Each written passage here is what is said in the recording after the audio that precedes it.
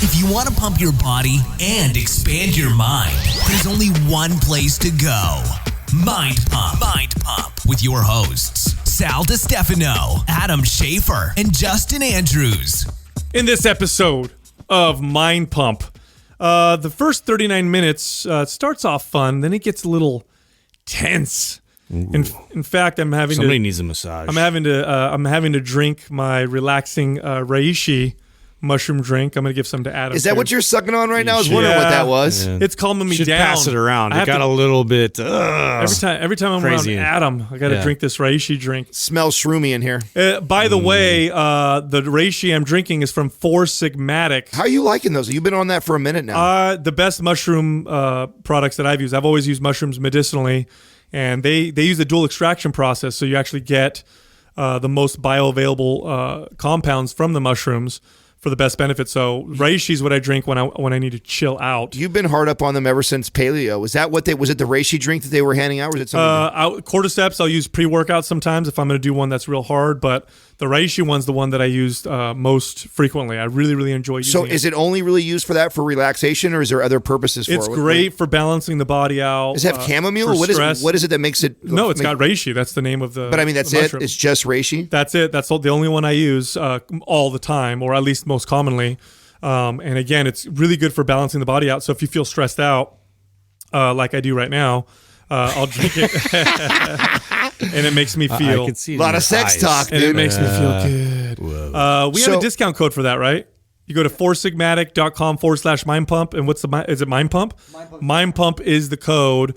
We talk about Game of Thrones, which is, I don't know, it's some TV show apparently. Yeah, it's the most awesome TV show that ever existed. Some of you may have heard of it. Yeah. That all the sheeple watch. I'm pretty sure all of you are watching it. What do you have to say? All of you normal people. Way to insult 7 million people. Yeah. Keep going now. Yeah. My bad. Then we talk about relationships, and Adam tries to make the case for open there you go. There you go. Putting words in my mouth already. Don't try and divide our fans, bro. Don't even try and do that. I tried to start off with some awkward, I was watching lesbian porn, and it got weird. I set it up. It's my fault. I submit it. It wasn't a tense. It was actually a good conversation. It wasn't. Yeah. It wasn't. No, it was fine. It was fun. We were talking about monogamy, the success or failure of it, and Adam's reading the book Sex at Dawn, which is a relatively popular book. Apparently, we're trying to get the author on the show. That'll be an interesting conversation. Yeah, I have not looked into the book, but that is a topic I'm very fascinated on.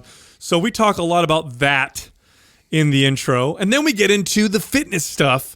Yeah, the first question 39 minutes later, so hang in there. If you don't like all that shit, forward. You got 40 minutes of it, so buckle up. Then the first question was, what advice we can give personal trainers who are trying to transition into online coaching. It's actually a great field to get into, but it's a difficult one, so we give our opinion on that. Then we talk about our thoughts on resistance bands. Do we like them? Do we hate them? They're awesome. Are they awesome tools? Find out in this episode. Then we answer the question whether or not we think a degree trumps self-obtained knowledge and experience. What's our opinion?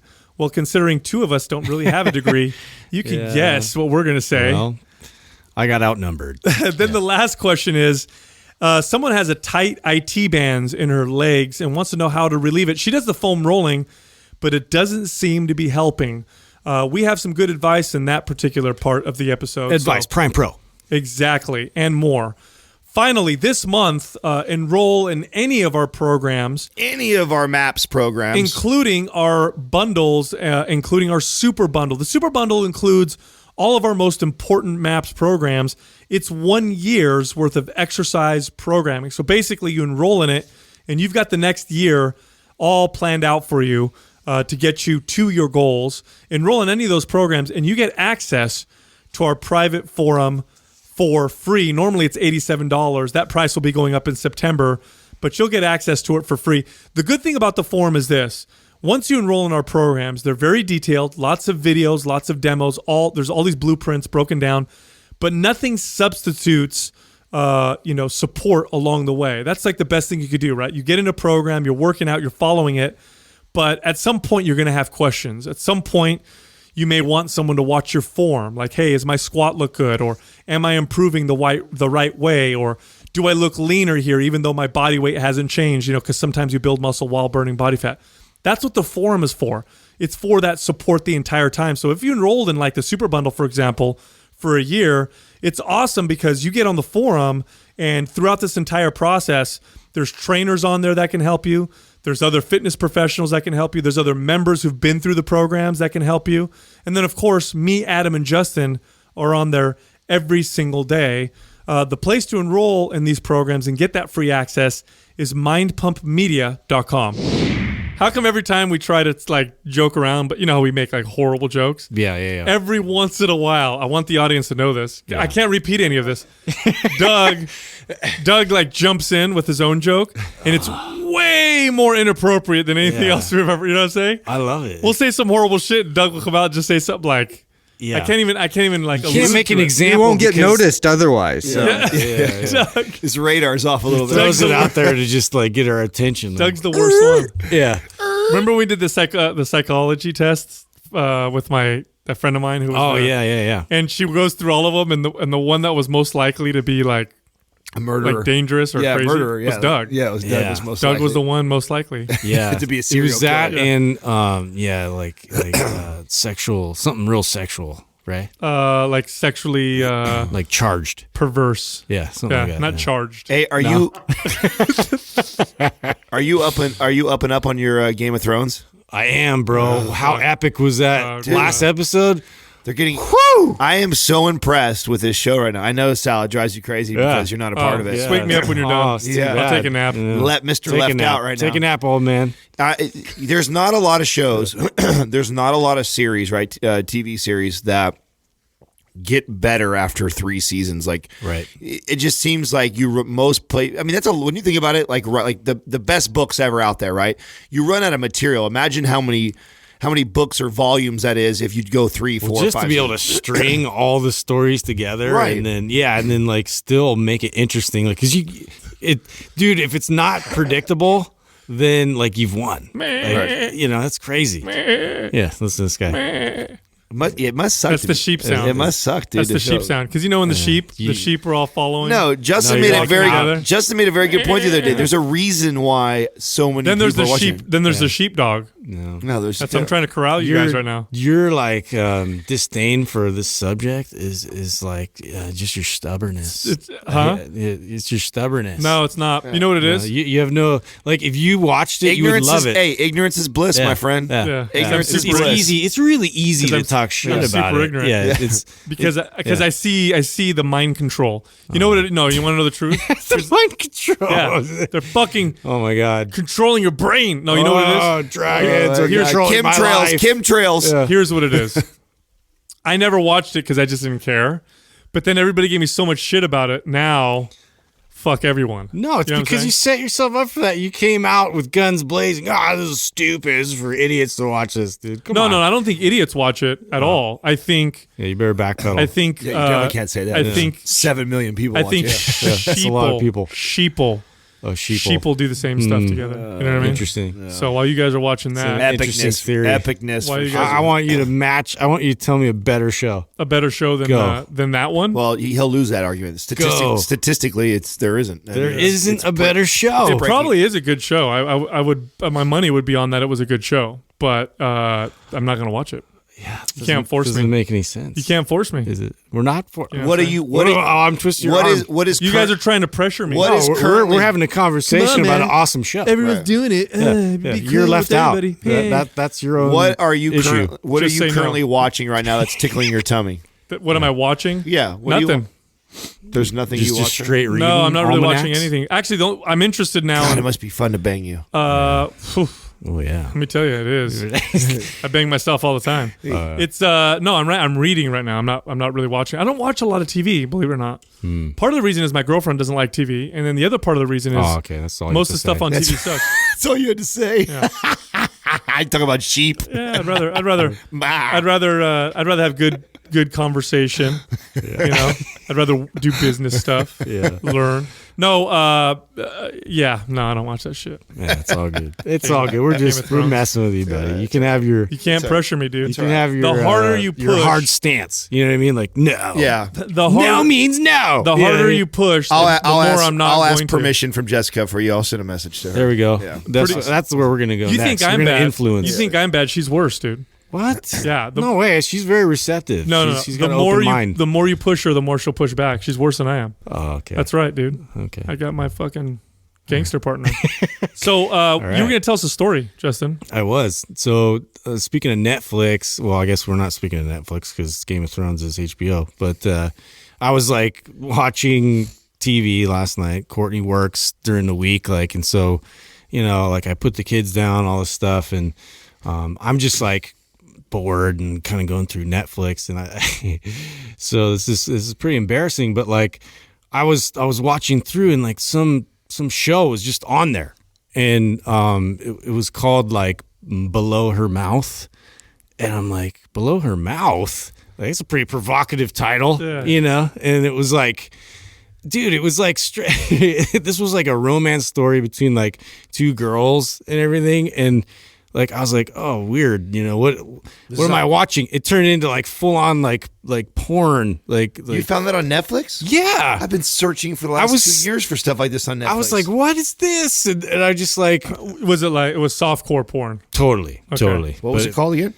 Yeah, it was called like Below Her Mouth. I like how Justin's like, what's this? This is weird. Yeah, this is strange. see what this is. Until it got sucked into it. It was yeah. the drama. Sure. You know what I mean? Yeah. Oh, I love you. Oh, I work. The acting was incredible. It was great. She was like this, like owned her own construction company. She's like, yeah, this other girl was like married to some guy, and it was like a love caught affair. her eye. And Oh, they she met cheated up on at her a bar. husband? Yeah, it was steamy. What a It bitch. was steamy. I've heard people say, like, I've heard guys be like, make comments like, yeah, if my girlfriend cheated on me with another girl, that'd be cool. No, it wouldn't. It would still suck. Yeah, Wouldn't it still would suck? suck. Yeah, It's still cheating. of course. If anything, I think it would be worse. Maybe. Yeah. I don't know. Is it worse? Does it make a difference? I don't know Because if you it can't does. really Yeah, compete. Yeah. You know what I mean? Yeah, I don't know if it does or not. Like, cause then I don't know. I've actually I knew somebody like who one of my friends who she's married now to a girl, and I knew the guy who she was married to and stuff. And Oh, he was a shit. dick. Oh, he was. I couldn't stand it. I was so glad she left him. But anyway, like it's kind of funny because I could just see like his demeanor totally changed. He was like questioning himself, like, oh no, like to be a fly on the wall, and his thought process of like oh no, Did like, he? what did I do? Are you friends with him? No. Oh, okay. So I was wondering, what did he say afterwards? Like that he's like, oh, I should have known. There were all these signs, or was it just No, I think he's surprise? he just completely pushed her in the other direction. He's just like, yeah. Does that really He was happen though? I Can you push someone so hard that they go in the other direction, or was it always there? Well, I think there was an element of abuse there, and I think that that like there was interest, otherwise there's somebody comforting, and that just kind of led to what it is now. So Jeez, man. I know, it's interesting. Adam's really quiet. Yeah. Well, Stop it. it's a fascinating topic. I think we don't all agree on this one. That's why it's different. It's I don't know if I even buy into the whole cheating thing, and because when you say cheating like that, then you're assuming that I own this other person, and I don't feel like I own Katrina, and I don't feel like I own her right to seek out or deny her of love or of doing something like that. So like my philosophy on Okay, Aubrey Marcus. No, it's not. I'm not saying that. I also am not saying that I think that relationships should be just this big open thing and everybody fucks everybody either. I don't think that's really truly having a relationship with someone either. But I also don't have this same. We just had this recently. So Katrina had an ex-boyfriend who came into town, and they hadn't seen or talked to each other in a really long time, and he hit her up out of nowhere and wanted to go have coffee with her, and she told him no. And I said, why? And she was like, well, would you want me to go do that? I'm like, well, I wouldn't mind. Like it doesn't bother me. Like I love you. I trust you. I don't I figured if you guys dated each other for a certain amount of time, you guys probably have a connection and you guys have probably had history together. And I don't feel threatened by things like that. I feel confident in who I am in our relationship.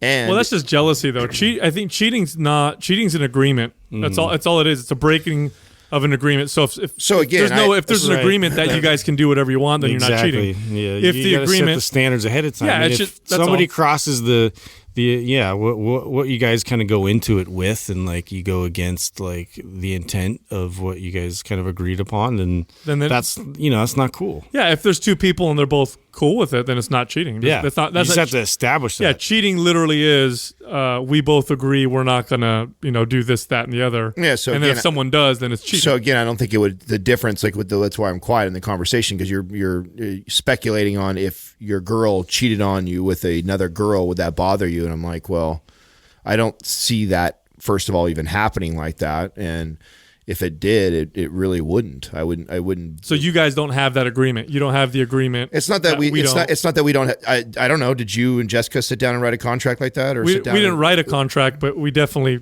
I mean, it's pretty explicit that we're what's the word, exclusive, monogamous with each other. Yeah. So I don't think that there's this written agreement where we've sat down or even had this like discussion that, oh, this is how it has to be. And if you were to do that, like, I'm like, if you have these feelings or thoughts or you want to do it, I want to communicate it to me. Like, that's how I feel. And then we'll cross that bridge when it comes. Like, I'm not saying that I would be or wouldn't be comfortable with it, because I haven't dealt with that. But I think that if you sat down. Well, there's certain things that ahead of time that you would want to do or not want to do that people communicate. Cross that bridge when it gets there is like saying, we can do it, and then after that, then we'll decide if it was okay or not. No, cross that bridge. Communication is key, man. Communication is everything. So if all of a sudden, like, let's say, my girl and I have been together for 6 years. So let's say when you've been in a relationship for a long time, you both will change and you both will grow, and hopefully you grow together. That's the idea of a really healthy relationship, right? And so let's say when we first met, she doesn't like women, never did. But all of a sudden, out of nowhere, at 35 years old, she decides that I have this interest in women. And for me, if she just went out and started fucking women and then I found out, well, yeah, that would bother me. But what would bother me is not that she's fucking other women. It would be that she didn't communicate that with me, because I feel like our bond is so strong and so tight, and our relationship is so solid that if you wanted to go express yourself like that, then I would want you to communicate that. Well, I don't think, and that's what I mean. In any direction, man or woman, right? Like it's like, that's just like you didn't communicate this, you didn't like express that you're unhappy with me, or and that's what I mean by cross this bridge when it comes here. Because if that was a desire of hers, it wouldn't be go do it and then let's talk about it later. No, it'd be if that's a desire that you have, then let's talk about that. Let's not just but that's not cheating. Cheating would be the first option that you said, where there was no communication, they did it, and then you found out. That's cheating. If it was we communicated it and we decided that this was okay, then that's not cheating. That's again, that's an agreement between two people. Although even in that situation, that's a tough situation for most people. I've talked to. I actually know personally several people that have entered into relationships like that, where they were together for a long time and then they decide, hey, I think this is where we want to go. We want to be open about it. And none of them, the ones that I know personally, worked out. All of them said it ended in disaster. And I think it's because we think we know what we can do and what we want many times. And then when you're actually there, it could be incredibly, I can't even imagine how challenging that would be for a couple. But yeah, if you agree to, that's totally different. If there's no communication and the person does, that's cheating. That's what cheating is. Yeah, sure. I mean, yes, you believe that. I believe you do. It's, made up by who? Started by what? Just like language. You know what I'm saying? There's a lot of things that we have created as humans, and this is one of them. And so I think that a lot of it is rooted and driven by our own personal insecurities. And I think why most relationships have a hard time with something like that is whether one or the other wants to admit it, they're insecure. And they're because it just like our friendship that we have right now, like I have like a best friend, right, that's I don't speak to anymore. And I remember it ate away at me for a while, like that like we were no longer good friends. And I remember Katrina was the one that really helped me kind of dive deeper into that and realize that, like, you know what, like that person was extremely important to you at that time in your life. And that person played an incredible role in your life. And you should be grateful that you had that opportunity, that time, and you both had an incredible time for each other. But then things changed in life, and he went his direction, you went the other direction. There's no reason to be angry, to be bitter, to even dwell on it as it's a big deal. It's just that you grew apart and went different directions. And so my idea of things like that, like if someone, just like I've been cheated on, so, you know, using that term still, you know, someone has done that to me, and and of course the initial reaction is this sting at first, but when I really dive into like what was that, it's my own insecurities that made me feel that sting. And then when I got through that, it's like, well, I would want that person, if I really cared about that person, I would want that person to be with the person they want to be with. And if it's not me and it's somebody else, then that's where I want you to go. That's just being, I mean, that's just, if you're going to carry around that hate and anger, then you end up carrying that around. You end up owning that. That's different. But yeah, if you want something else, it always boils down to communication. Yeah. And at the end of and you can't, I know where you're trying to go, but like, you know, because we've constructed things to sort of put order and reason behind them, and, you know, having sort of like old agreements, like, you know, there's definite like individual by individual, like this is what, you know, it's working for us. Like we're just in a relationship, like a lot of people don't even define it a lot of times, and it still works for them, right? Which is fine, you know, but like, you know, some people like they like to define it, and they like to show, you know, that they're honoring their partner by displaying, you know, a ring or you know, like things like that. Like it's all up to the individual and like what you guys like, your intent with your relationship. It's just an agreement. You know, if we started a business together and we agree on doing certain things, and then the other person goes against those things. Of course, I don't own that person. You can do whatever you want. No. But you have now, you know, our business was predicated on this agreement that we have, and you broke that. So that's all it is. But if you look at, you know, this whole philosophy of this stuff is, at the end of the day, do what you want. And if it works out for you, then that's great. As long as you don't hurt anybody. I don't think anybody should get in the middle of that. But at the end of the day, when people make the argument that it's that monogamy is not natural, that humans are supposed to do all this, it's bullshit, because it's not backed by any real, I mean, there isn't a single major civilization that's been based on that. Every single one has demonstrated that humans have always been serially monogamous. Doesn't mean we're purely monogamous like some animals where they mate for life, but serially monogamous in the sense that for the most part it's one man and one woman until, you know, that ends, and then they go again, one man and one woman, or whatever. And that's just what history shows. And if you look at, and anytime you look back through evolution, you start to connect the dots, and you can make a case for a lot of different things. But the evidence is overwhelming that monogamy, in some way, shape, or form, is what humans naturally go towards. And a lot of it has to do with the fact that... How successful has that been? I mean, how are you judging it? Are you judging on the growth of the human race, on the advancement of None of how those. far we've gone? On keeping that contract and that bond that you're saying? It's been... That's my point. It's far more successful than any other way. It's far more successful. How do we know that but you just said no since other the beginning major... of time, we've been one way for so many times. That's why it's been successful. If there's...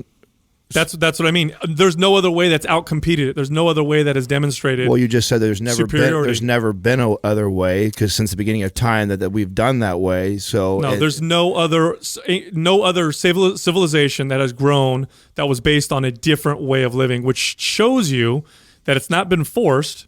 And I'm talking about civilizations that have no contact with each other. I didn't say if it's been forced. I asked you how successful it's been. It's been, what do you mean? It's extremely, it's obviously the way that we want to live. At people keeping that contract, the divorce rates and the infidelity, that you really think that it's been successful? I think that's easy to answer. First off, humans evolved living till about the age of 30 for the most part. And women died at a very high rate after childbirth. So the odds that you would be with one person till you were 80 was very, very low. the odds that you started mating at probably 15, 16 years old, and you had one wife, and then she probably died after the third child, and then you had another one, and then she probably died, is probably how it worked out. As far as women are concerned, getting pregnant always has been, except for rather recently, an extremely dangerous situation. Not just the childbirth, which killed women at higher rates than almost anything. In fact, women died off faster than men, except during times of war. So besides that, it's also how is she going to hunt and care for herself during the last trimester, for example, and now care for this extra person. So they are naturally, historically, have always been much more selective of who they mate with, whereas men don't have to be as selective. So promiscuity, from that standpoint, evolutionarily speaking, men are naturally going to be more promiscuous and women are going to be much less. And that leads to serial monogamy. Sex was the currency that women had for, again, most of human civilization. This is one of the reasons why they speculate that when a woman is very promiscuous, even in modern times where we have all this freedom and laws and stuff to protect us, and childbirth isn't as dangerous, not even close. When a woman's promiscuous, she's going to face the most of the trouble she's going to face, societally speaking, is from other women. It's not men that are giving her trouble nowadays in modern societies. And this is because sex was a very valuable currency, and in a tribe or in a society where you have a woman having lots of sex with lots of different men, it lowers the value of that currency, and it actually puts other women at risk. This is one of the main theories behind behind why women tend to be much more selective. And of course, they're smaller than we are, and we're much bigger, and all that other stuff. So, yeah, this whole argument that somehow humans are not serially monogamous and we're supposed to just all bang each other all the time. I've been hearing it more and more recently. Well, I think it's bullshit. We've been around a lot of people that have that philosophy, where I don't share that philosophy, but I definitely disagree with you that marriage is successful. It's not. It's not weird. There is more people that are divorcing, and the ones that even and then on top of that, and I know as many as I do, men and women that are in marriages, that stay in marriages, that are cheating. So those are the ones that are we would consider successful. Let's separate marriage from coupling for a second, because marriage is an institution. In fact, it's a law. Well, and this is so when you're talking to me, there's where I have most of my issues. So that's where, when we're talking about a discussion like this, like, marriage is an institution. It is, the government is involved in my relationship, and I'm just like meh about it. That's my attitude. So what about coupling? So two people become a couple. We don't. The problem with that is we don't have something to track that. We don't have something to show all the couples and relationships, and if they are, we don't have stats to show that. Where marriage is a much easier thing for us to use as which to me is even more binding, because not only are you making a decision to be a couple, but then you're also going as far as to get the government involved and spend a ton of money and put a ring on that person's finger. So you would think that if you're getting married, you're even more committed than a person who's just in a relationship. Yeah, you're not going to argue. I'm not going to argue with you on the actual marriage aspect of it, but coupling is very natural. Marriage was just, of course, coupling is natural, but even that, how successful is that? Because we have, all of us in here have had multiple mates in our life. None of us have had just one mate. Right. That's serial monogamy. I'm talking about when people are like, we have this open relationship. Yeah, I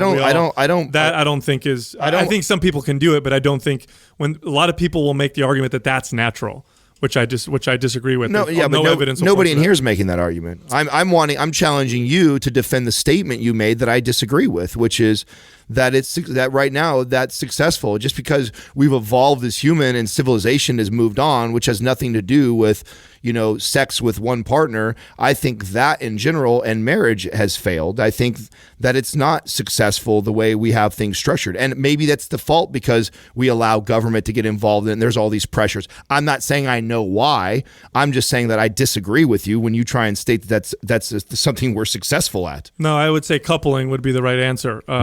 Marriage is something completely different. The fact that we have contracts and laws around that, I think is ridiculous. However, coupling existed before marriage did. Marriage did not invent, two people getting together. Well, what does coupling mean? I mean, once two people have sex, are we a couple? Is that what you're saying? No, coupling is much longer than that. Coupling is partnership. And that's the part that is natural. That's where marriage came from. Okay, so now you're saying it's normal for us to couple and then to move on, then couple again, then move on, and then couple It's called again. serial monogamy. Okay. And this is what So based off of that theory, it's more. It would be more natural that you would not probably be with your girl in another 7 years or so. odds, statistically speaking, that's usually what happens. Okay. But serial monogamy is where you have opposite sex who are together. And this is, I'm just talking in terms of the animal kingdom. And they stay together for so long, they tend to produce offspring, and then they move on to another one. And a lot of times that was due to death, although now we don't die like we used to. So now you have people, if you're together with someone, you can, theoretically be with someone for 50 years, which is relatively new. People didn't live till they were 50 years old, let alone, be with someone for So based 50 off years. that theory, then relatively it's unnatural then What? to be with someone for 50 years. Yeah, that I don't think that ever happened historically at all. I think that's with lifespans increasing. That's a relatively new thing. Absolutely. Defy the odds, man. But I love defying the odds. But I will say this, like I said, there's, especially now you're seeing this movement where people, in particular men, and men like to push this because we like to have our cake and eat it too. It's just true. But this whole ideology that everybody's supposed to have sex with whoever they want. I don't own that person, and that's why. And then they end up pushing that ideology on other people, which we've all been around. We've been around people who I almost feel like they try to push it like that's the better way and it's the evolved way to be. Yeah, it's ridiculous. I've been around some people that are like that, but then I've been around some people that have a different philosophy than you do, but don't push it too. There's a difference, and I've met both those people. I think Paul Chek would be an example of somebody who disagrees with you. Yeah. But there's people that make marriages work, right? Right. Like there's cases on all ends of the spectrum. So it's just recognizing that there's the entire spectrum there. I think there's more for you to look inside yourself for as passionate as you are about the disagreeing with it. That's why I wanted you to read the book Sex at Dawn, because I don't think it's going to change the way you think, but it'll do to you what it did to me, which is just kind of open my eyes a little bit more about things, not change my views on monogamy whatsoever. But I think as passionate as you speak and how you speak in certainties about a topic like this, and you respect a man like Paul Chek, who I find is very intelligent, but because you have somebody else in your head like a Aubrey Marcus, who is the flamboyant example of that may be more in your face about it, and we disagree with his philosophy and maybe how he does it. But I think that that's something that you should challenge yourself in. Oh no, there's no challenge. Again, if people agree with a certain way of living and everybody's happy with it and nobody's getting hurt, I don't care. I don't care if there's 15 people involved or 2 people involved. It doesn't matter to me. You say that, but then you say it's what you just said was silly that people are. That's silly that people consider it evolved if it's working for them. Why? If it's working for them, why is it silly? It's silly when they say it's evolved and they're being pretentious about it. You're talking about one person who's like that. Oh no, there's a lot. I've met quite a few. I can name at least 5. Who do that and come across and say, when they'll make the argument like, well, if you love your partner, then you don't own them, and don't you want them to be happy, and don't you want them to enjoy themselves? And it's like, what do you like? As if they're making the accusation as if that's what Paul Chek would say is spiritually righteous. You think you're more evolved because and that's what I'm talking. You've found something that works more for you, and it makes sense more to you, and it's like. I mean, I'm so used to that shit because I grew up around religion my entire life. So like it falls on deaf ears with me.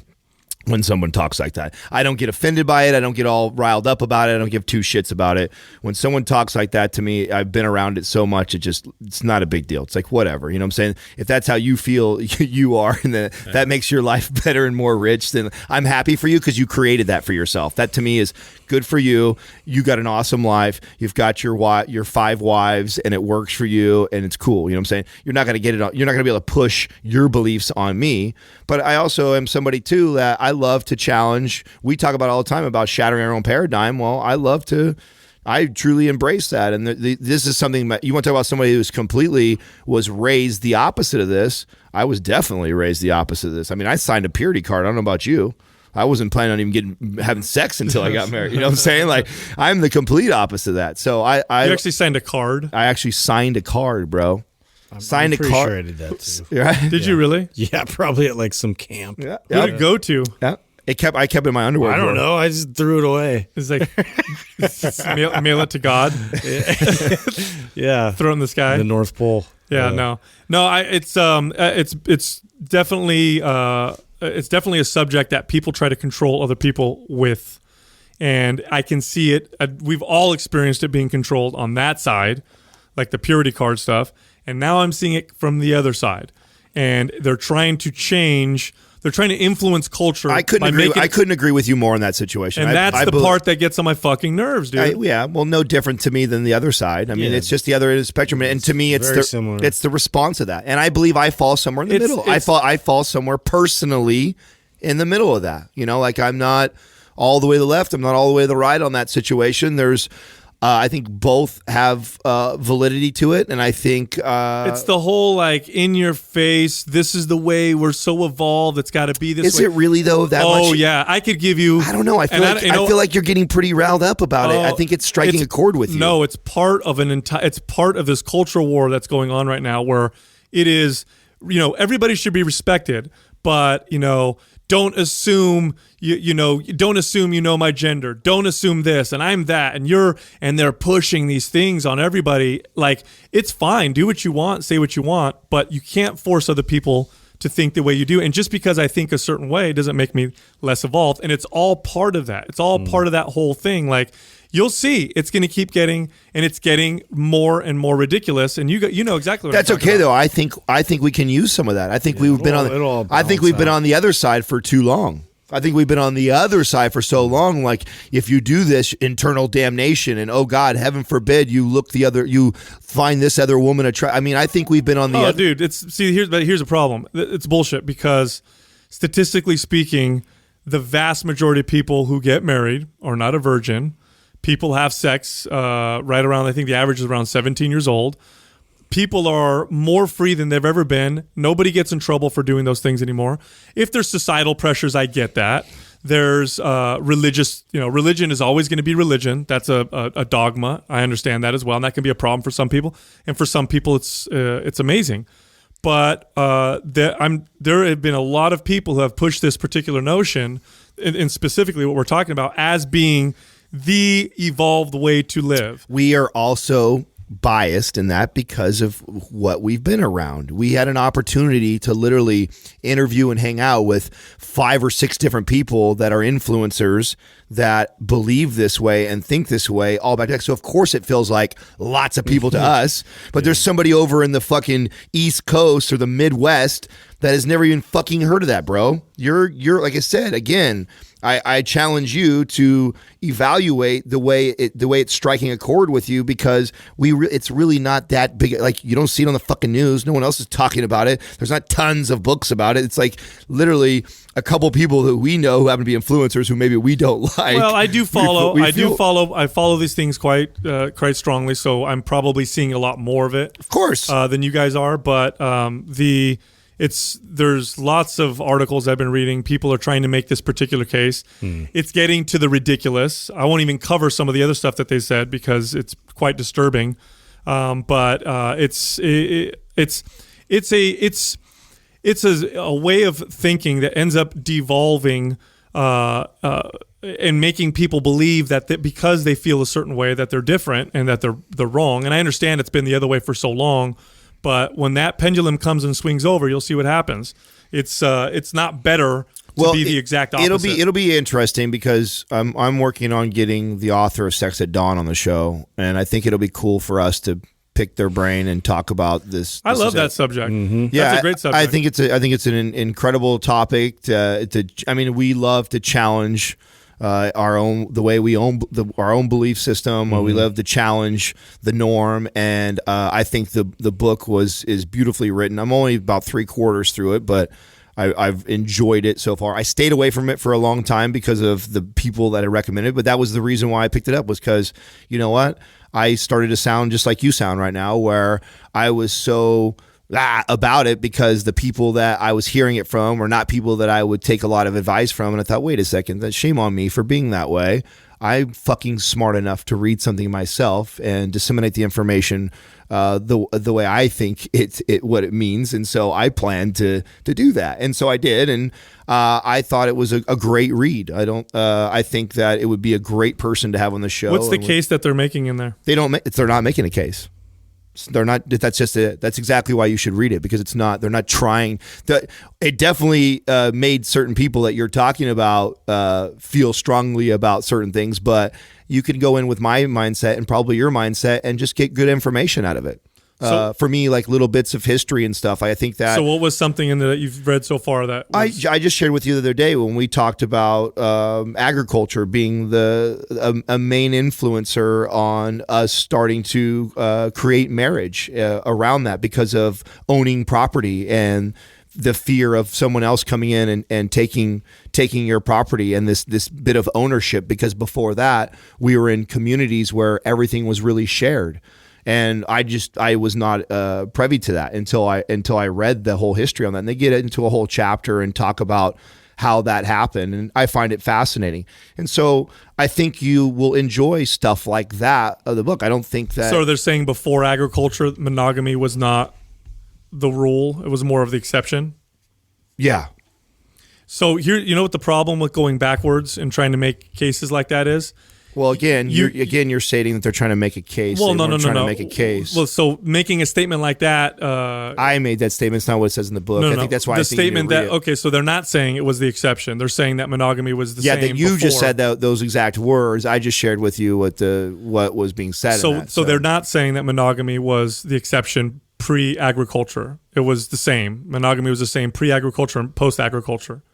They don't say either one of what you're saying right now. They didn't say that it was or it was not. That wasn't what it was talking about. It just talks about how when we got into agriculture, how that became where we started to see all of us separate into these communities where it would just be a husband and wife and children and kids versus a more community type of sharing. It wasn't just the sexual side of it. It was everything, where we helped each other. We shared our food. We shared everything. Including sex. Yes. Okay. But there's different cultures used it differently, which they discussed that too. Not everybody was the same. There's not one tribe and the whole world was doing it a certain way. They go into tons of different tribes, and so that's the issue. Is when you go back that far, very, very difficult to make those conclusions. The best way you could do it is look at modern hunter-gatherer societies that continue to exist. There are modern hunter-gatherers. They get into that too. Yeah, they get into that, and they say that's it's like the same. Yeah, it still happens today. And they even talk about certain countries that try to come in and oppress that, and then revolting, and then actually killing them off and forcing some of these hunter-gatherer type tribes to change their ways because it goes against how we believe now. So they get into some cool shit. It's a good read, bro. Read the book. Instead of speculating on it and trying to shoot it down before you read it, try picking it up and reading it. No, it's the way people have used it to argue about certain things. That's because I haven't read the book. That's because you're listening to idiots that are telling you. You listen to someone like me, who I believe you should trust my opinion on a book, and I'll tell you that you'll enjoy the read, dude. It's a good read. You'll go into it the same way I did, which was with the attitude that you have right now. It will reveal some good information to you. You'll take it with what you want. It's not going to change the way you are. It's just a subject that I've read so much. That's why I didn't have any desire to read the book. Same reason why you don't want to read Eckhart Tolle. It was the same, the same repulsion because I've read it I've read so much about it. You might be right then because a lot of that stuff, like I just shared with you, like I was unfamiliar with that. So for me, there was a lot of things that, for me, I grew up very religious, and so feel like you know what you're going to read. My reference to that was the Bible. You know what I'm saying? So if I went anywhere for what a relationship or a marriage or should look like, it was, I referenced the Bible my entire life. So for me to read something completely opposite of that, there was a lot of things in there that were paradigm shattering for me versus someone maybe like you, because you say you're very well read in that field. I wasn't. I know that I wasn't. So maybe it won't make the same impression on you. But I shared that with you because for that reason, not because I think it's going to change. Look what my accidental lesbian porn watching created. I knew it was going to go somewhere. It's a good discussion. Doug, bring on the lesbian bird. This Quaz brought to you by Organifi. For those days you fall short on getting your organic veggies or whole food nutrition, Organifi fills the gap with laboratory-tested certified organic superfoods to help give your health and performance the added edge. Try Organifi totally risk-free for 60 days by going to Organifi.com. That's ORGANIFI.com. And use the coupon code MINDPUMP for 20% off at checkout. Our first question is from Kate Horner. What advice would you give to trainers that are trying to transition into online coaching? Use MAPS programs as a resource and a tool. Part of us creating this was with that in mind. I still believe that we will eventually head in this direction. We just got so much on our plate and things that we need to get in place before we go here. But we had this in mind when we were creating all the programs and the YouTube channel, with thinking that, okay, if I was a personal trainer online and I'm not coaching somebody one-on-one, how could I give them the best service possible? And so that's what we're building. We're building this library of series and videos and programs and assessment tools. So a trainer literally could get hit with almost any ache, any pain, any goal, any struggle, any muscle imbalance, and they could have a really detailed video from a source like Mind Pump that they could trust to use. So if you do not have all the programming, that would be the first suggestion, was to get that in your hands, because this is how we created all of it. If you're not already subscribed to Mind Pump TV, I would tell you to make sure that you do that, because, again, that's what we did that to complement all the programming and to be used as a tool. And then when you get online training was kind of fun for me while I was doing it. I did it for about 2 years now, and it took me a while to really figure out how I could help someone the same way I was coaching someone, if I was coaching someone one-on-one, and you really can never quite give that good of service. And my goal was to get there as close as I could. And I felt like I did towards the end of doing it, but I also felt like it's really tough to scale it. It's tough to give this one-on-one attention. I felt once I went beyond 10 clients, my online coaching started to suffer. I know both you guys have played around with it. Yeah, well, I was gonna say too, like, our programs aside, like, that's the biggest thing, is to be able to set yourself up so you can scale. So you have all the answers before going into, that situation where you're trying to coach. So you need to really think about, what systems you have to put into place with, the very first conversation, leading into the follow-ups, leading into, how you deliver the workouts, how you deliver the nutrition advice. Like, so, your platform, for me, like, I did it previous to you, like, back when it was sort of a little more unpolished, but I did find a great platform at the time that they actually had a lot of videos in their library catalog that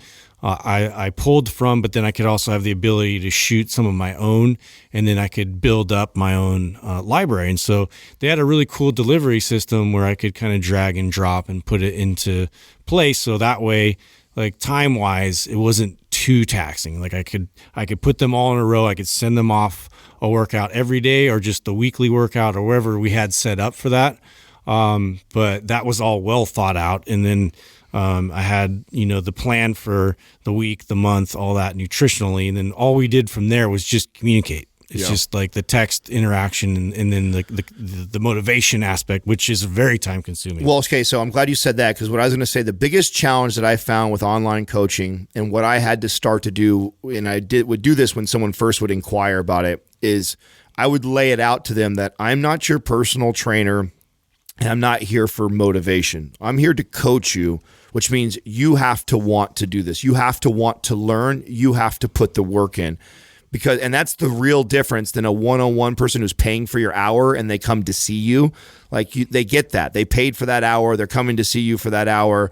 They're going to get the rah trainer in you. Then you're going to motivate them to work out, where that is now eliminated. So I found that I could not have a client that was online that required this constant, motivation of you got to get to the gym or you got to do these things. So I actually made a daily check-in that they have to do to me. So every morning, so anybody who's online coach with me knows this, that every morning I get this check-in, and it's got their weight from the night before, their weight in the morning, how much water they had, a screenshot of their Fat Secret app so I can tell what food they consumed, and like a thumbs up, I did my workout. So I put a lot of responsibility on the client that is training with me, because I know that if they're not doing those little things, I really can't help them virtually, because that's the only way I'm going to be able to help them. If I can see exactly what they're doing every single day, they're putting that work in, then I can make these subtle tweaks and changes to really coach them and help them. But if you treat it the same way that you treat regular training, like clients one-on-one, which we all know, at least 50% of your clients, if not more, let's be honest, are paying for your time to either, one, just talk to you, or two, they want this motivation, and you're constantly getting them motivated. They want to be reassured too, right. They're doing the right thing. Right. Yeah. So those type of people are time suckers online, and you can't, if you're doing online and you're going to scale this up and make a legitimate business out of it, you've got to learn to be efficient with your time. And part of that process for me was learning to put a lot of the responsibility on the client that's paying for the service, because I'm just there to really coach and make tweaks, and I need them to provide all the detailed information that I need in order to make the right tweaks. And if they don't do that, I would tell them, so here's the deal. When you sign up with me, it's a 3-month minimum contract. In that 3 months, I have the right to break the contract as your coach, and I will break that contract if you miss your check-ins. So if they're not checking in with me every morning, I let them get away with it maybe once or twice, and by the third time, I break the contract and say, I don't have time to chase you and ask for this information to then turn around and give you your guidance that I'm totally pulling out of thin air, because I don't have any information to go off of. So if they're not doing those things, I can't waste my time doing that. So I set these standards at the very beginning of the meeting or the Skype that I would have with this person, and say, listen, this is what I need from you, and if you can't deliver these things, then I got to break the contract off and give somebody that time that is willing to put that work in. Yeah, the thing with online coaching that I've noticed is it actually has some benefits. There's some detriments to it, but there's also some benefits over personal training. And what I mean by that is, when you train someone, typically one-on-one in person, you may see that person for twice a week or once a week. Usually it was twice a week. And after that, you wouldn't text them throughout the day, really.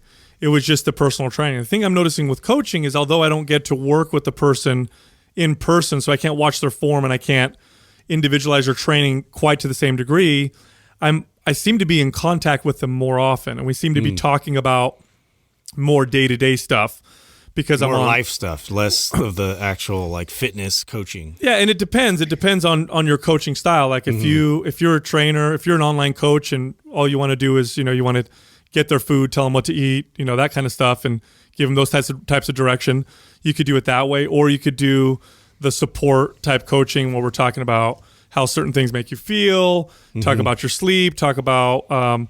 It depends on, again, what kind of a coach you're going to be. But with online coaching, you can have some pretty good contact with an individual on a day-to-day basis. But I think before you do that, you have to decide what you're going to work on and how you're going to coach these people, because the day-to-day contact, that level of service, like Adam was saying, is you can't really scale it that much. Once you get, if that's your only job, I could see maybe handling, 20 people at the most, but if that's all you did. And after that, your service is probably going to start to really take a big dip. And so your fees are going to be a lot more if you're going to coach in that way. And then there's other online coaches that'll handle 50 clients or more, but what they're doing primarily is, here's your workout, here's your macro count, do this and then check in with me afterwards type of deal. But online coaching I think there's a huge future in it for fitness. I see it tends to cost less than personal training unless you hire like a celebrity online coach. It allows people they don't have to necessarily go to a particular person. They can do it all just from their phone. The part that I like about it is I like the contact. I like the day-to-day contact. I like the fact that an online client can let me know what just happened when they ate this particular food, or they're stressed out from work and what are some techniques that can help me out, or I only slept this many hours, and we can talk about those types of things. Believe it or not, those were things that I didn't talk to my one-on-one clients with until I trained them for a really long time, and we would just talk about those things during our session. But I didn't really text them a lot throughout the day. So, but as far as transitioning is concerned, you're going to have to use social media a lot more than if you were just a personal trainer working one-on-one with clients. I think you got to use social media both times regardless, because that's just the way business works. But if you're looking for clients to work with online, that's like 100% of your business is through social media.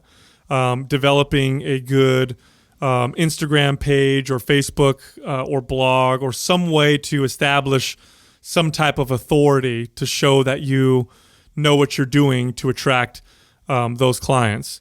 That's probably the number one priority as far as you're not going to just convert like what clients you have right now into online and that's going to sustain your business. That's not going to work like that. You really have to dig into the social media and figure out how to gain and attract people with your message and make it unique to you. And you're going to attract the right type of people that connect to you in your message. So. Yeah, I would set that as my first goal, is to build my social media before I'm even trying to actually online coach. I would be trying to build my network of people and build it the right way. And what I mean by that is build it so that you're building your authority. So you can build a page with 5,000 followers because you're good looking or whatever. You're posting half naked shots, and you might get some clients that way. But unless you're like really, really good looking and you've got that, like you're on the cover of magazines or you compete at a high level in some kind of physique or bikini or whatever, it's not going to turn into clients. And you don't need a lot of people. You don't need tons and tons of people following you on social media to build a halfway decent online coaching business. I would say a few thousand people at least following you, but build it so that you're delivering good information so that the people who do follow you value you for your knowledge. And then when you ask for business, when you make a post saying, hey, I'm looking for online clients or I have openings, people will value you for your coaching and what you can do, and then take it from there. I think it's a lot harder than people think. It's way harder than people think. That's what you just said is for sure probably some of the best advice in this area, because we have a friend right now who is a reality TV star who has over 250,000 followers, and he cannot convert his page to make money at all. And it's unfortunate because they all follow him because he's a reality TV star, not because he's got this great information or knowledge to share with people. And so that's really tough. And think of that. People see that, they see that large of a page and they assume, oh, this person must make a bunch of money. But then I've met somebody who's got 5,000 people and they got someone like Bedros.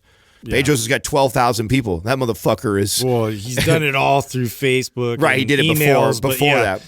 Point is though, the following on there is less important. They're not following you for whatever it is. And we're using fitness as an example, but this is advice for anybody who's trying to do an online business. If you have an online business, your personal page should somewhat reflect the knowledge or information that you provide or give out there, or you're going to have a real fucking hard time. And you should be interacting with those people. You're probably better off being a little specialized too. I would assume online you have such a wide reach that if you just say I'm a trainer or I'm a coach, you're probably better off specializing in an area like gut health, or specializing glute training, or I specialize in the baby building boomers. strength, or whatever. People need to start focusing on that community. Like, I'm going to be honest, that's where the money is right now. If you're a trainer and you can't figure out what to do as far as like getting a niche, look into training. This silver population, if you will. Silver sneakers. Yeah. Quick commercial break, you guys. We keep getting asked all the time, how can I support the Mind Pump family? Here's one of the best ways you guys can. You guys love that Chimera coffee that we have. Chimera Coffee with a K. You go to chimeracoffee.com, put in the discount code MindPump for 10% at the checkout. Also, you guys, if you guys have not tried Ben Greenfield's new bars out, they're fantastic. If you want some, go to bengreenfieldfitness.com/naturebite, put in the code MindPump and get 10% off. Go check it out. Our next question is from Dio Christina. What are your thoughts about resistance bands? Yeah. Love them. Yeah. Love resistance bands. They're a staple. Obviously, Christina does not have any of our MAPS programs. Trigger sessions, or she would know that resistance bands are in our programs. So, big fans. Resistance bands have a unique resistance curve that's different than when you're lifting weights or machines, in the sense that the more you stretch the band, the harder the resistance gets. They require a different level of control, and I would go as far as to say, and I would put money on this, that resistance bands don't cause as much damage to muscles as lifting weights do. And so this is something that you can take advantage of. So I can do, for example, if I did a heavy workout yesterday and I want to do another workout today, but I'm still kind of sore, doing a full, resistance band based routine might be a good idea, because I'm not going to damage the muscles like I would if I used weights, but I am going to send a good muscle building signal. Resistance bands are also phenomenal tools to use in conjunction with weights to build strength. Powerlifters and strength athletes use them quite a bit. Yeah. Because of that variable resistance. And they can use that to kind of target air sticking points, if you will, in certain specific lifts. So it's a valuable tool on so many different levels. Or just different angles. Like I used to do deadlifts where I would attach the bands around the bar with weight. So I had weight on them too. But then the band was kind of anchored away from me, so that not only am I getting resistance on the way up, but on the way back, which is forcing me to lean so now back. You have to account for that force as well. Yeah, and create that really tight lockout at the very top.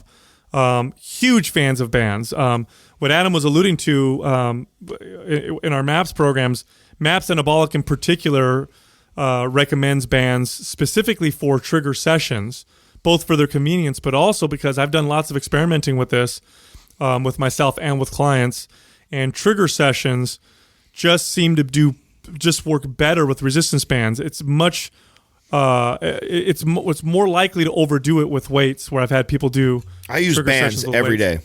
Every day I use bands, and if I'm not using them for a trigger session, then I'm using them from some way of priming or mobility stuff. Like every day I use bands.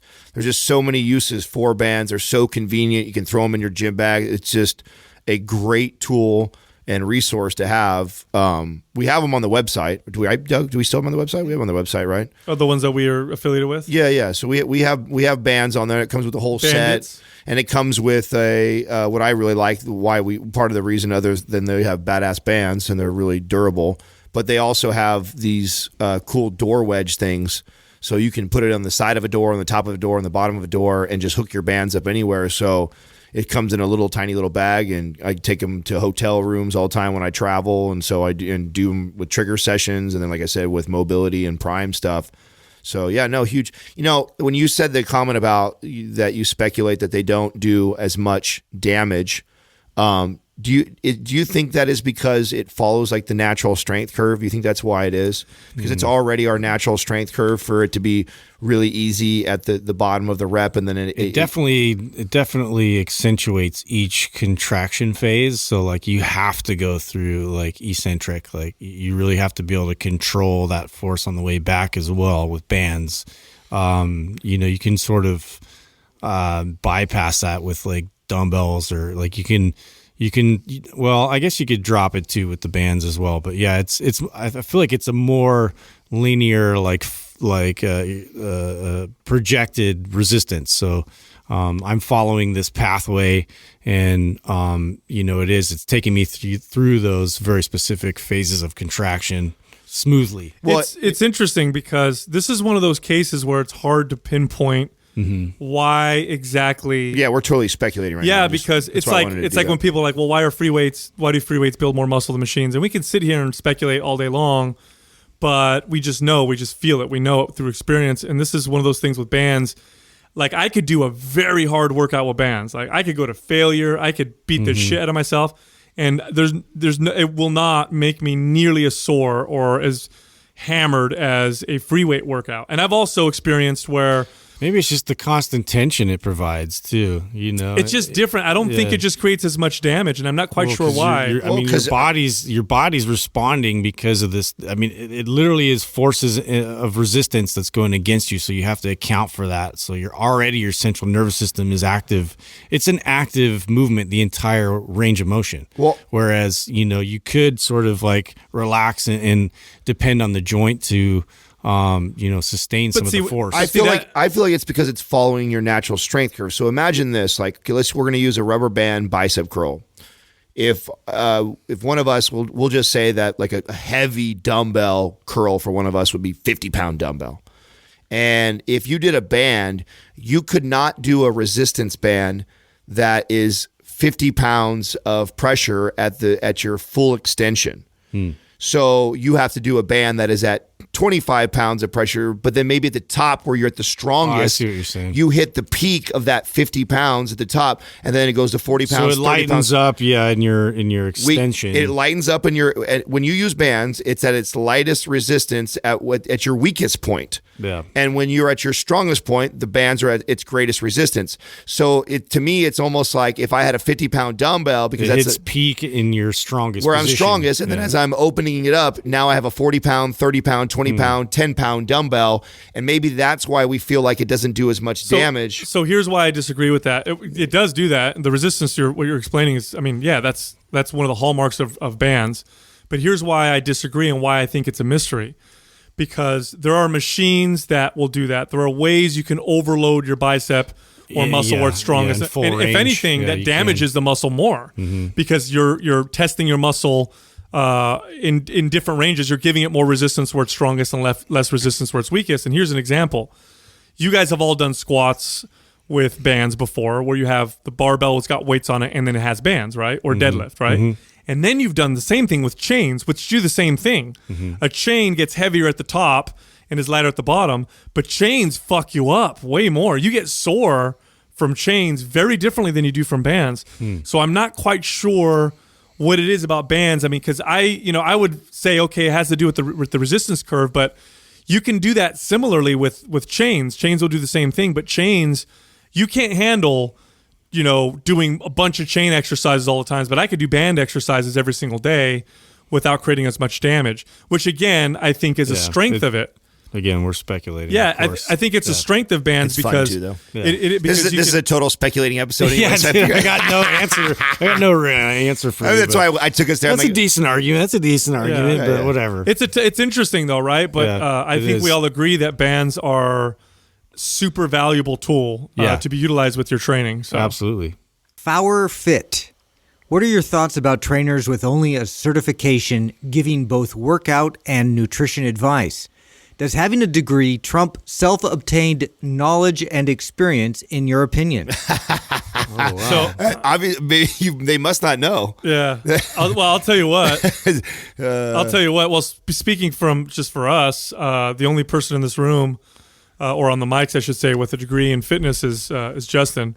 Both Adam and I do not have a degree in this. We've held certifications, but it's all experience based.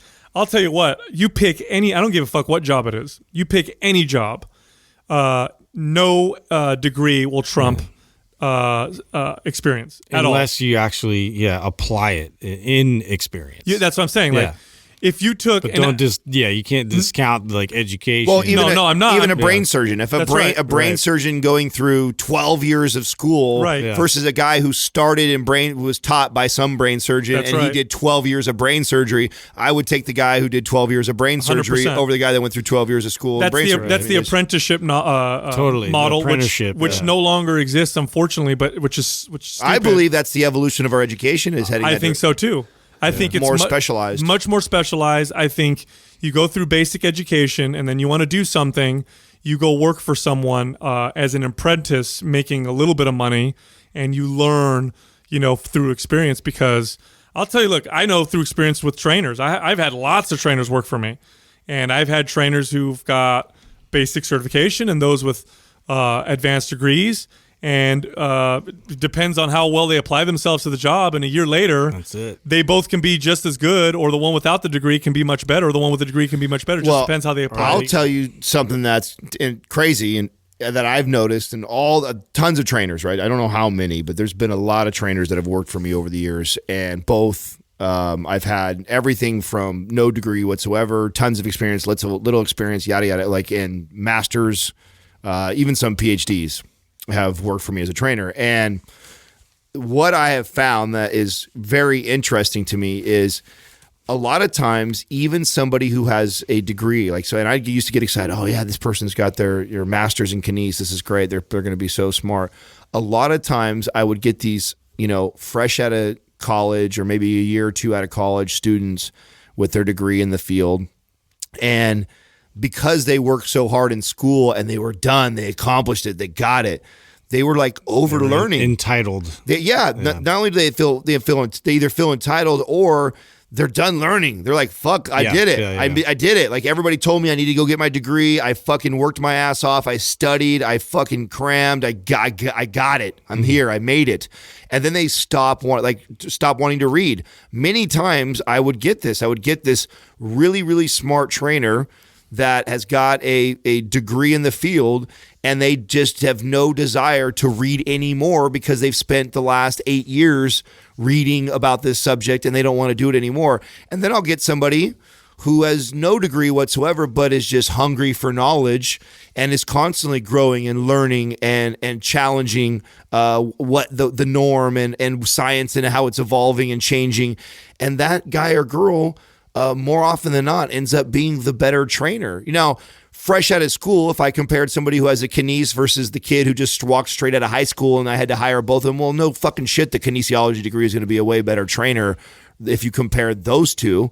But man, you take the kid who went to school for 8 years and then the kid who for 8 years was training clients, I'll take the kid that was training clients for 8 years all day. And the part that sucks about this too, though, is that experience, neither one of them mean you're guaranteed to work with a good trainer. Right, because I have stories for the guys and girls that have been doing it for 8 years that are terrible too. And they're there's the hustlers that are good too, but they don't know what the fuck they're talking about either. So I mean, it really just amounts to that hunger and that desire to always learn and to be open to just getting in there and doing work and learning, and so there's plenty of valuable things to apply from experience. I mean, you learn every single day, like all these different variables that are coming to present, and you have to go back and reference, or just getting down your systems and the way that you deliver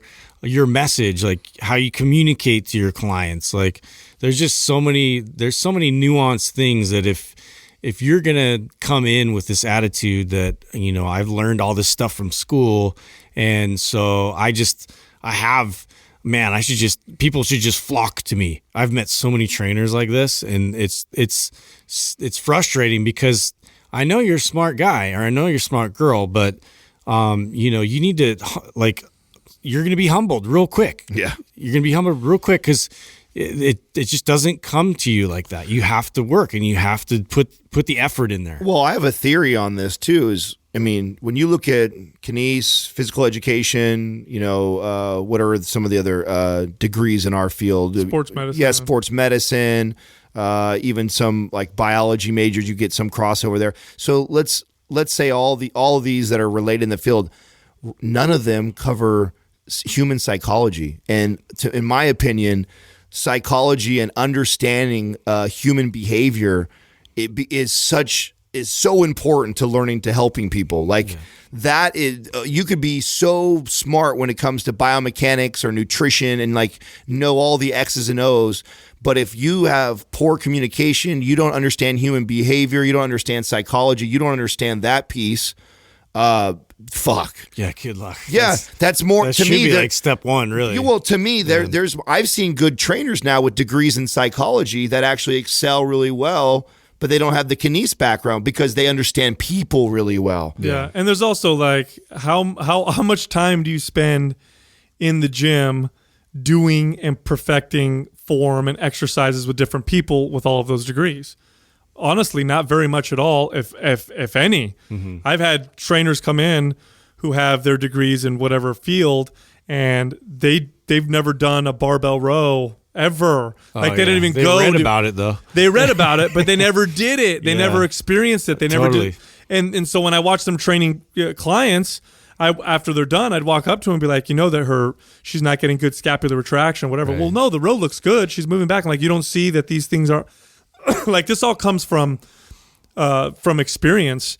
But again, just because someone's been doing it for a long time doesn't necessarily mean that they have the right experience. But I would take experience over, education most times. Here's the thing: what education does. Here's one of the great things that it does. When you see that someone has a degree, what that tells you is that they have a certain degree of seriousness. Yeah, like they're relatively serious about what they're trying to do because they dedicated 4 years or 6 years or 8 years into a particular field. So that person, or at least it's a better, it gives you a little bit of a better, feel that person may be more serious about pursuing this particular, field of knowledge versus someone who, I just have a degree from whatever, certification, which took, 30 days of study and then I passed the test.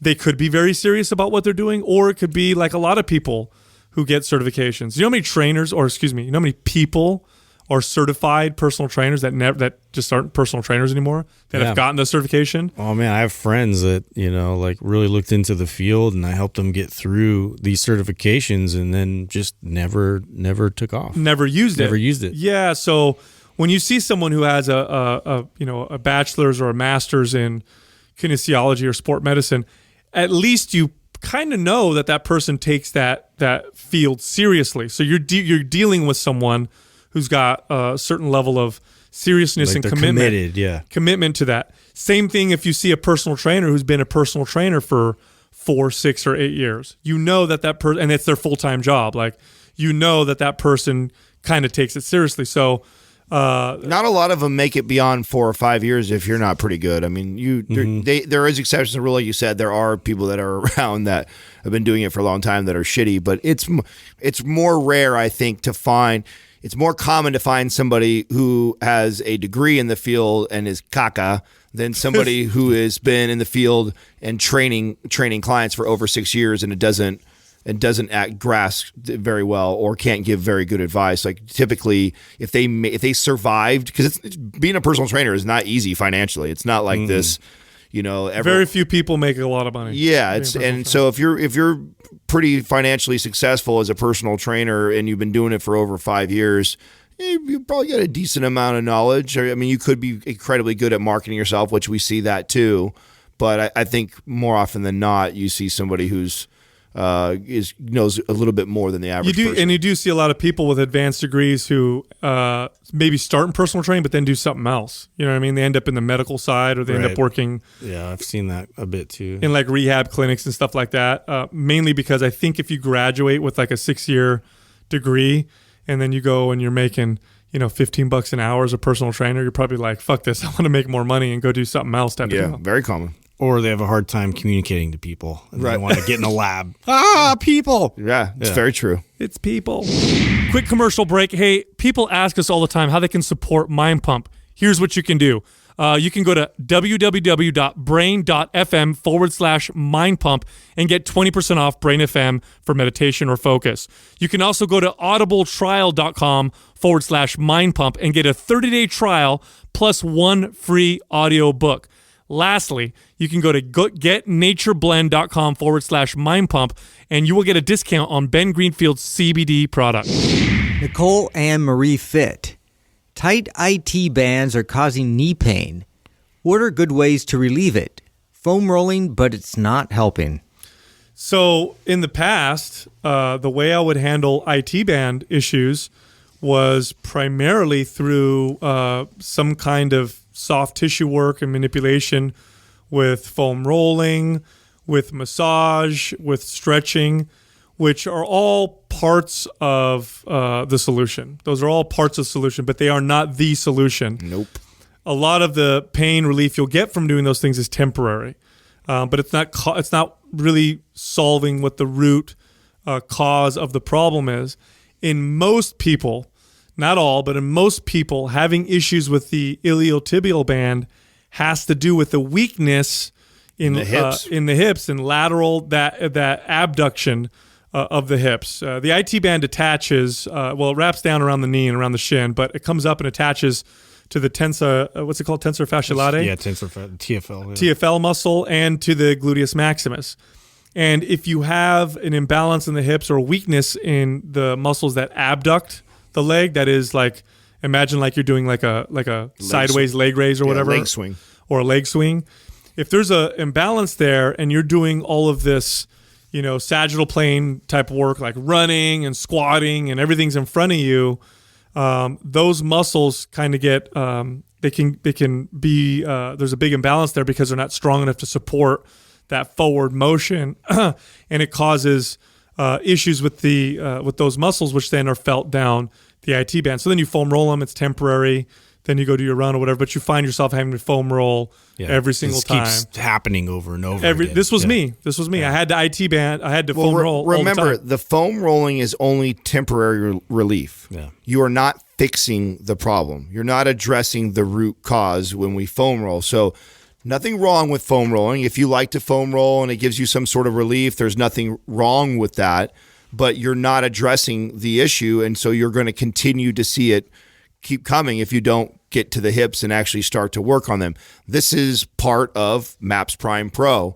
So if you have MAPS Prime Pro, this is where you would go to the hip section. Yes. And you would do all the movements for the hips. And I'll tell you right now, you put this into play for a week, 2 weeks, you'll already see a significant difference. Big time relief. Right away. Yeah. Right away. Have you? Did we make a YouTube video on the 90-90 and then doing the external internal tension movements? We did. So I would highly recommend watching that YouTube video because getting into 90-90 position on the ground and then trying correctly on its own is a task. Yes, the video is pretty good. We did a good job. I think was Brink in this video. Yeah, he was, and so people know, it's a good time to bring this up because I think we have a lot of people on this show that don't know this. So Mind Pump TV is our YouTube channel. The idea of Mind Pump TV is to complement any and all of our programs and give lots of free information also, like the podcast. So like Sal is saying, even if you don't have the program, there's stuff on there that you can find that will help you. But for sure, if you own they're more like modifications to what we have as sort of like foundational exercises a lot of times, but even at the same time, it's very complementary with each other. Right. And you'll notice on every video, there's going to be like a MAPS logo, and it'll be the color of the program that it's referring to. So in this case, because MAPS Prime Pro is blue, and so all the blue videos are referring to MAPS Prime Pro. Any of the yellow ones are all referring to MAPS Prime, all the red for MAPS Anabolic. So if you're following one of the programs, or even if you don't have the programs, but you want some of the type of information that we're providing inside them, look for those colors. So when we are addressing imbalances. So this goes for people that don't even have IT issues. So yes, IT of course gets addressed in here. We try to address all the major issues. So if you're somebody that has IT, for sure, refer that way. But if you're dealing with any sort of joint pain at all in your body, refer to any videos that have the blue and possibly the yellow MAPS logo on them. Now, this particular individual, I know, she's a competitor, bikini competitor. So she's not doing a lot of running because a lot of times IT band issues come from people who run a lot. So that's real common among runners and cyclists. But if you're a person that lifts a lot of weights, your IT band pain is probably higher up on the leg, probably mid thigh up towards the hip. And I would recommend movements that work on abduction. This may be one of the few times I'd recommend the good girl, bad girl exercise. Yeah. All right. Bringing it back. Where you're pushing the legs out, the one that's abducting. That will help. Clamshells on the ground, or you can use a resistance band on the ground. That'll definitely help. Leg swings, like Adam said earlier, are a great exercise. Foam rolling, I wouldn't say don't stop foam rolling, because what foam rolling does is it alleviates... allows you to move better, at least in that moment, right? Yeah, so, and it's like what massage does. Like, if it allows you to move in a way that now allows you to strengthen a new recruitment pattern or a favorable one, then it's beneficial. So I would say foam roll before. I foam roll before and then do MAPS Prime Pro. That's exactly, that's when I have, because I have these issues. Just so you know, IT is a motherfucker. Now you felt it all the way up at the hip, right? And to the knee. I've had both. So I have bursitis. This is very, very common. Yeah, it is. It's very common, and this one's very dear to my heart because I have it so bad that when I get massages, if I have not been taking care of this, and she probably can relate to almost this, makes you want to cry. Oh, it'll shoot me off the table. Yeah. When the therapist comes down, gnarly. And when she hits it, it feels like someone takes a blade and sticks it right into my bone all at once, and it'll make me flop like a fish right off the table. It's excruciating pain. And it's crazy to have something so painful that I can totally get rid of if I just do these little movements. Right. So absolutely you can fix this.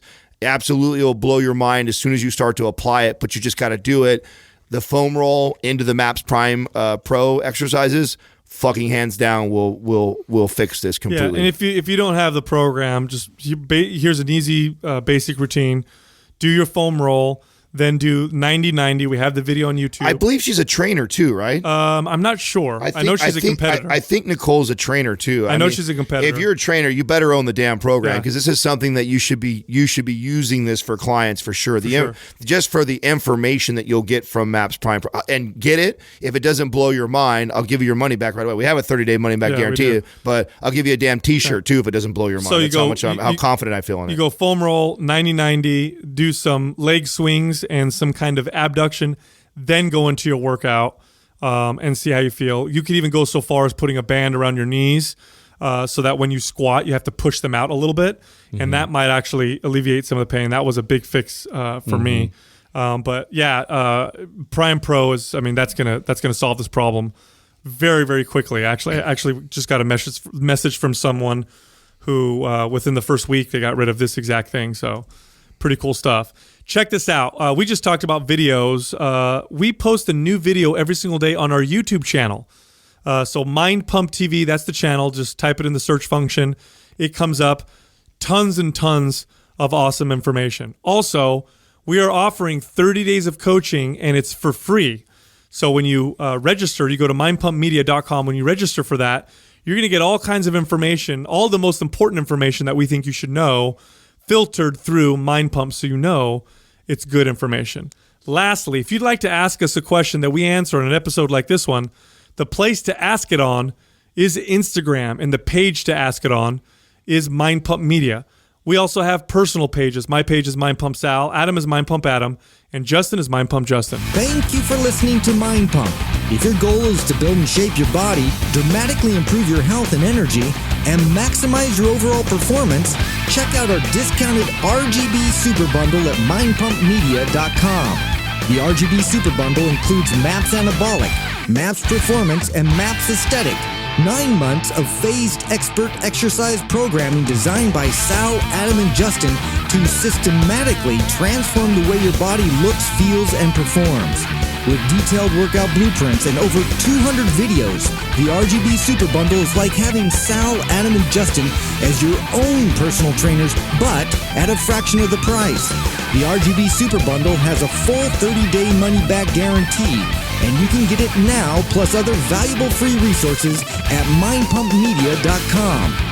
If you enjoy this show, please share the love by leaving us a 5-star rating and review on iTunes and by introducing Mind Pump to your friends and family. We thank you for your support, and until next time, this is Mind Pump.